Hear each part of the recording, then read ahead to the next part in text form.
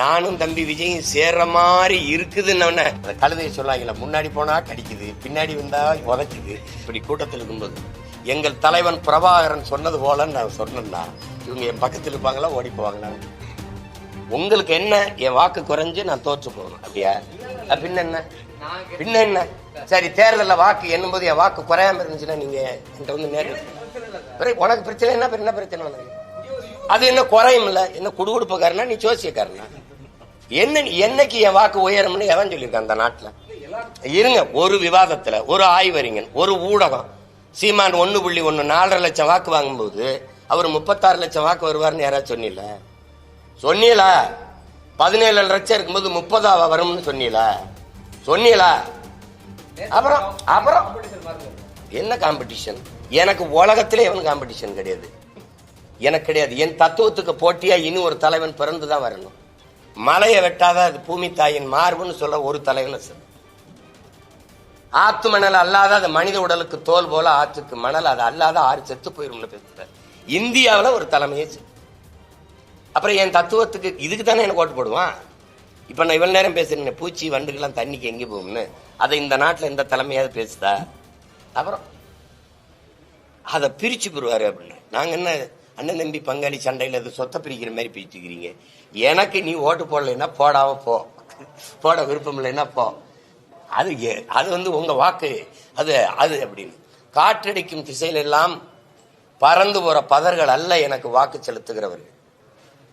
புயலே அடித்தாலும் நகராமல் அதே இடத்துல இருக்க வீரியமிக்க நெல்மணிகள் தான் என்னை தேடி, எங்கள் பிள்ளைகளை தேடி வாக்கு செலுத்துவார். அப்படி இன்னும் இன உணர்வும் மான உணர்வும் கெட்டு போகாத தன்மானமிக்க தமிழ் மக்கள், தமிழ் மக்கள், மரத்தமிழ் மக்கள் பெருங்கூட்டம் இங்க இருக்கு. இல்லைன்னா இவ்வளவு பணமழையில இந்தியாவை யார் ஆள்றதுங்கிற தேர்தல்ல புதிதா ஒரு சின்ன கடைசி நேரத்துல ஒளி வாங்கி மைக் எனக்கு கொடுத்து புதிய பிள்ளைகள் 8வது பெட்டியில என் சின்ன இருந்தது. அதுல 36 லட்சம் பேர் என்னை தேடி வாக்கு. இந்தியாவை யார் ஆள்றதுன்னா இவ்வளவு பணமழையில இவ்வளவு காசு, இவ்வளவு சாராயம், பணம், சாப்பாடு, இதுல அப்ப இருக்கிறான்ல மான தமிழ் மக்கள் இன்னும் தன்மானத்தோடு இனமானத்தோடு இருக்கிறான்ல. அப்புறம் அந்த கூட்டம் பெருகுமே ஒழிய குறையாது. நயினார் நாகேந்திரன் அடிக்கடி என்ன சொல்றாருன்னா, திமுகவை எதிர்த்து எல்லா கட்சிகளும் ஒன்றிணையணும், அதனால எல்லாரும் நம்ம கூட்டணிக்கு வாங்க அப்படின்ற மாதிரி பேசுறாரு. குறிப்பா எல்லாரையும் தான் சொல்றாரு. அது தாவேகா விஜயா இருக்கட்டும். இதேதான் நான் உங்களுக்கு சொல்றேன்.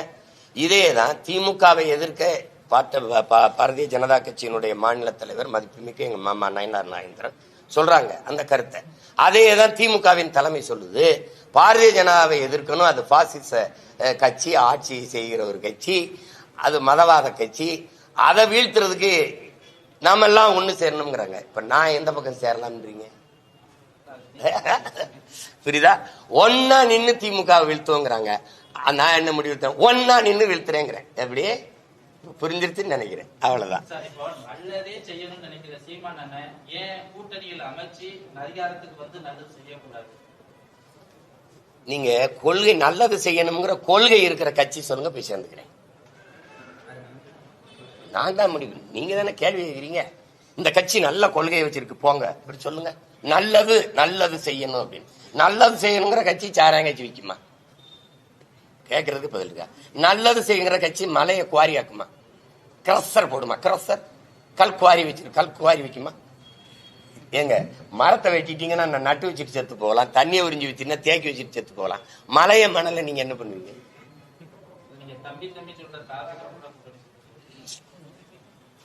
அது போய் என் தம்பி வந்தாருன்னு இப்படி பேசினாருன்னா கேளுங்க, நீங்க உங்க அண்ணன் கூட போய் சேருவீங்களான்னு. ஏங்க, நான் எவ்வளவு காலமா ஒரு உறுதியான நிலைப்பாடு எடுத்து கொள்கையோட போயிட்டீங்க. என்னைய கொலை செஞ்சு புதைக்கிறதுல உங்களுக்கு ஏன் இவ்வளவு ஆர்வம் இருக்கு? என்னை ஒருத்தனையாவது விட்டு விட மாட்டீங்களா? இந்த கோயிலுக்கு நடந்து விட்ட மாடு மாதிரியாவது என்னை விட்டு தொலைங்கள. என்னையும் போய் அதுக்குள்ள போ. என்ன கூட்டணி வையுங்கிறது.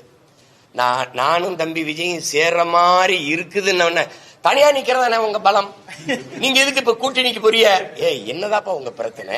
நான் தனியா நிக்கிறேன்னா தனியா எத்தனை நாளைக்கு நிப்பிய? கூட்டணிக்கு போகணும். கூட்டணி வச்சிருக்கிறவங்க கிட்ட கேக்குறீங்களா? கூட்டணி வச்சா தான் வெல்ல முடியும் சொல்லணும். கொள்கை இல்லாமல் எப்படி வெல்ல முடியும்னு யார்ட்டையும் கேட்கல. இப்ப என்ன சொல்றீங்க? நான் தனியா நிக்க போறேன்னு அறிவிச்ச பிறகு ஏதாவது கூட்டணி வைக்க மாட்டீங்களான்னு. சரி, இப்ப நான் கூட்டணி வைக்கிறேன்னு சொல்றேன். நாளைக்கு நீங்க என்னங்க நீங்க தனியா தானே நின்னீங்க, அதானே உங்க பலம். ஏன் இப்ப கூட்டணி வைக்கிறீங்கன்னு கேட்பீங்க. அந்த கழுதையை சொல்லாங்கல்ல, முன்னாடி போனா கடிக்குது, பின்னாடி வந்தா உதைக்குது, இப்ப நான் என்னதான்டா செய்யறதுன்னு. அது மாதிரி எது செஞ்சாலும் நீங்க இப்படி கேட்டுக்கிட்டு இருந்தீங்கன்னா நான் என்ன பண்ணுவேன்? நான் தனிச்சுதான் போட்டிடுவேன். என்னுடைய தத்துவம் இங்க பாருங்க, நான் உங்களுக்கு பேசியாச்சு. இப்படி கூட்டத்தில் இருக்கும்போது எங்கள் தலைவன் பிரபாகரன் சொன்னது போலன்னு நான் சொன்னேன்னா இவங்க என் பக்கத்தில் இருப்பாங்களா ஓடி போவாங்களான்னு. இதுல எந்த தலைவர் படத்துக்கு பக்கத்துல என் தலைவர் படத்தை போடுறது? போட்டா இருப்பாங்களா இல்ல நீங்களே காட்டுவீங்களா?